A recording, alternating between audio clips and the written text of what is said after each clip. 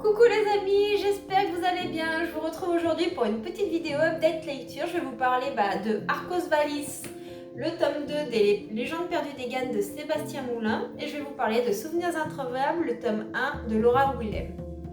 Ce sont deux livres qui m'ont été confiés en service presse par les auteurs, que j'ai beaucoup appréciés. Donc je suis vraiment très contente de vous en parler dans cette petite vidéo aujourd'hui.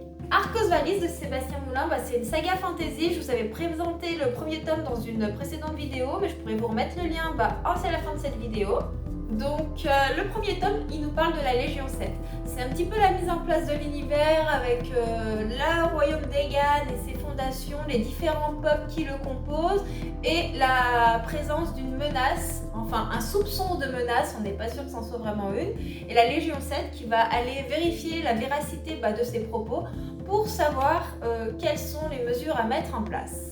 Donc nous allons avoir les peuples d'Hortensie, puis les peuples de Adaïs, la ville principale auquel nous allons faire connaissance. Donc en Hortensie, il faut savoir que ce sont des peuples qui sont un petit peu laissés de côté, qui ont été mis à l'écart par de précédentes guerres et qui vont vouloir un petit peu prendre leur revanche. Côté d'Adaïs, la paix règne depuis un petit moment et du coup les émissaires de ce royaume, le roi et les différentes légions vont vouloir protéger un petit peu cette paix afin de la maintenir. Donc dans le tome 2, nous avons beaucoup plus d'action. C'est-à-dire que dans le tome 1, nous avions cette mise en place de l'univers. Le tome 2 va nous démontrer un petit peu les tensions entre les différents peuples. Mais aussi, nous aurons plus de batailles, plus de magie. Nous allons voir des alliances entre les différents personnages. Ce tome 2 est vraiment très riche en rebondissements. Malheureusement, j'ai trouvé qu'il y en avait beaucoup d'un coup et j'aurais aimé que l'auteur, Sébastien, s'attarde sur certains de ces rebondissements. J'aime bien souffrir avec les personnages. Je crois que je suis un peu sadique. Bon, j'aime bien souffrir avec les personnages et du coup, j'aime m'imprégner de cette souffrance à travers les descriptions.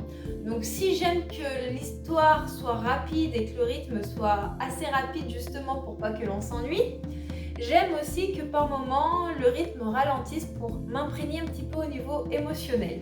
Malgré ce petit point qui pour moi est négatif, il y a énormément de positifs dans cette histoire. Il y a beaucoup de personnages, donc l'univers est vraiment très riche. D'ailleurs, au niveau des personnages, nous avons des petits motifs à chaque fin de chapitre nous présentant un des personnages de l'histoire. Donc dans le livre, c'est vraiment sympa, moi j'ai beaucoup apprécié cela. Mais du fait qu'il y ait beaucoup de personnages et que l'univers soit très développé, il m'a fallu un petit peu de temps pour me remettre dans le contexte de l'histoire. J'avais lu le tome 1 il y a un petit moment déjà, donc forcément, il a fallu tout me remémorer. Pourtant, le tome 2 commence par un résumé du tome 1, ce qui est vraiment pratique pour se rappeler les événements, mais il a quand même fallu que je remette un petit peu tout ce qui se passait en contexte. Surtout que dans ce tome 2, beaucoup de nouveaux personnages vont faire également leur apparition. De nouvelles créatures, nous allons en apprendre plus sur beaucoup des nouvelles divinités qui vont composer ce monde. C'est vraiment un tome intéressant que je vous conseille. D'abord, si vous n'avez pas lu le tome 1, lisez le tome 1. Cette saga, elle pourra que vous plaire. Si vous aimez Game of Thrones, si vous aimez Le Seigneur des Anneaux, si vous aimez les univers un peu comme Warcraft, vous y retrouverez en fait toutes les valeurs qui composent ces univers avec les orques, les trolls, avec les peuples qui s'opposent, les dragons, la magie, la quête un petit peu, puisqu'il y a des quêtes, les personnages ils ont tous certaines missions en particulier, donc je pense que ça vous plaira. Maintenant je vais vous parler de Souvenirs introuvables de Laura Willem. C'est le tome 1 de la saga, c'est un roman très court, il fait à peine 60 pages sur ma liseuse, donc pour vous dire c'est un format qui est vraiment court et qui se lit très rapidement. Moi je l'ai lu en moins d'1 heure. Souvenirs introuvables, elle nous raconte l'histoire de Jade. Donc Jade, c'est une jeune femme qui a eu un accident de parapente. Suite à cet accident, elle va se retrouver à l'hôpital. Elle va ne se souvenir de rien. Sa famille va débarquer, elle ne les reconnaîtra pas vraiment tout de suite, il va falloir un petit moment, elle va retourner vivre pendant quelques temps avec sa famille, le temps d'essayer de retrouver ses souvenirs et puis de se remettre un petit peu physiquement de cet accident de parapente. Puis elle va vouloir retrouver sa vie de tous les jours. Donc elle va repartir dans sa vie d'étudiante et puis à son travail, puisqu'à côté de ça, elle avait quand même un travail, et elle va retrouver les gens qu'elle côtoyait au quotidien. Elle n'a toujours aucun souvenir de toutes ces personnes qui l'entourent. Elle va essayer d'enquêter auprès d'eux pour savoir un petit peu comment elle était, quels étaient leurs liens. Elle va regarder toutes les photos qu'il y a dans son ordinateur pour essayer de trouver des pistes. Et en cherchant, elle va comprendre que quelque chose cloche. Elle va avoir l'impression que les gens lui cachent des choses et ne veulent pas tout lui dire. Et elle va se demander du coup si son accident de parapente en était vraiment un. Surtout qu'à l'hôpital, la police voulait l'interroger et qu'ils ont recontacté plusieurs fois sa famille. Donc voilà un petit peu pour l'histoire principale sans trop vous en dévoiler. Donc on est immergé complètement dans cette histoire.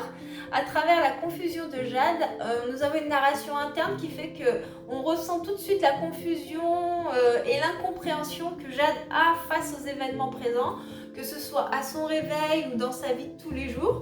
Le livre, il est composé de nombreux personnages. Tous ces nombreux personnages, ils sont très intéressants. On a envie de les connaître. Moi, j'ai eu envie d'avoir l'histoire de chacun d'eux. Mais pour l'intrigue et les besoins justement de suspense, l'auteur nous en dit pas trop. Donc j'espère que nous aurons dans les prochains tomes des petites anecdotes sur ces personnages qui nous permettront d'en apprendre beaucoup plus. Avec Jade, j'ai douté sur tout le monde. Tous ces personnages, je me suis dit, il y a quelque chose qui cloche. Est-ce que ce serait lui qui aurait mené quelque chose? Est-ce qu'elle lui ment pas sur telle ou telle relation? Et puis en fait, sur certains j'avais juste, sur certains j'avais tort.